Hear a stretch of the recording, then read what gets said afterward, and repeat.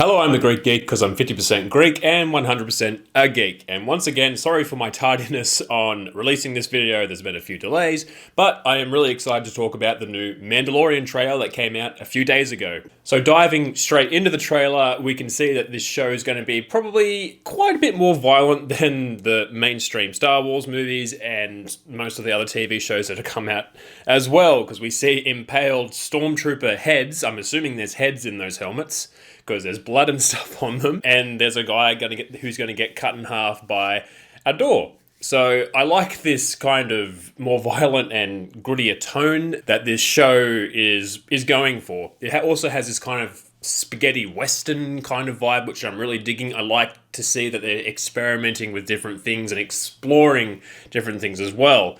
And it has more of a dark criminal underworld kind of vibe, and they're exploring that kind of aspect more, which is interesting to see, because in Star Wars The Clone Wars, when Darth Maul and Savage Opress were recruiting different organizations into their organization, that was some of the most interesting episodes of the Star Wars Clone Wars series. It'll be interesting to see what kind of state that the Empire is in this series, because this takes place 5 years after The Return of the Jedi.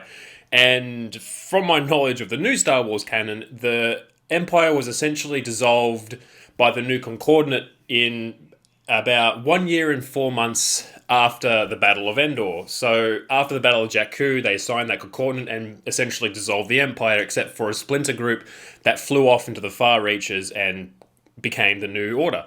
But apparently there's still little empires around. And I think that's exploring the different aspects of the Legends canon, where the Empire kind of splintered off into different groups that eventually evolved into the Imperial Civil War, because high-ranking admirals and Grand Moffs kind of controlled their own sectors of the galaxy and had their own little mini empires and fought each other and the New Republic at the same time, which is a very interesting concept. Probably won't be explored too much in this show, but I would like some dialogue or something to explain what the hell is going on. And Gina Carano, I looked up what kind of character she's playing. She's playing a former rebel shock trooper, which I think would be interesting to learn why she left the rebellion, although the rebellion would be known by now as a New Republic, I think. And we also see a live-action Twi'lek. We haven't seen one of those in quite a while.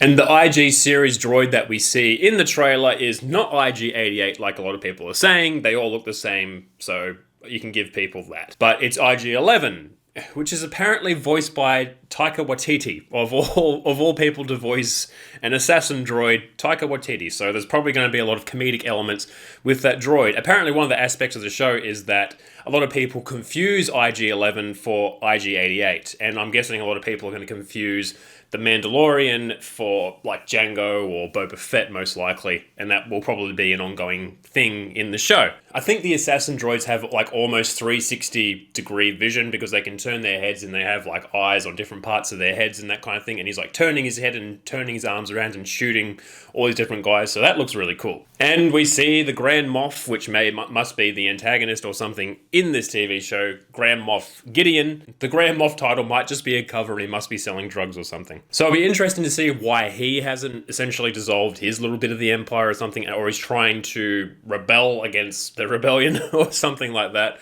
So he still has Death Troopers and Stormtroopers and that kind of thing, so he still controls some aspects of the old Empire. He must eventually be destroyed or eventually join the New Order or something. I wasn't too keen on getting Disney Plus, but after seeing all these Marvel shows and Star Wars shows and all these things that are going to be coming out exclusive for Disney Plus, don't really have a choice.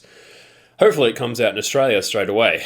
So anyway, let me know what you think about the new Mandalorian trailer in the comments down below. I really want to hear your thoughts. Thank you again for listening to me ramble on about a TV trailer for a few minutes. Thank you again, and I'll catch you next time.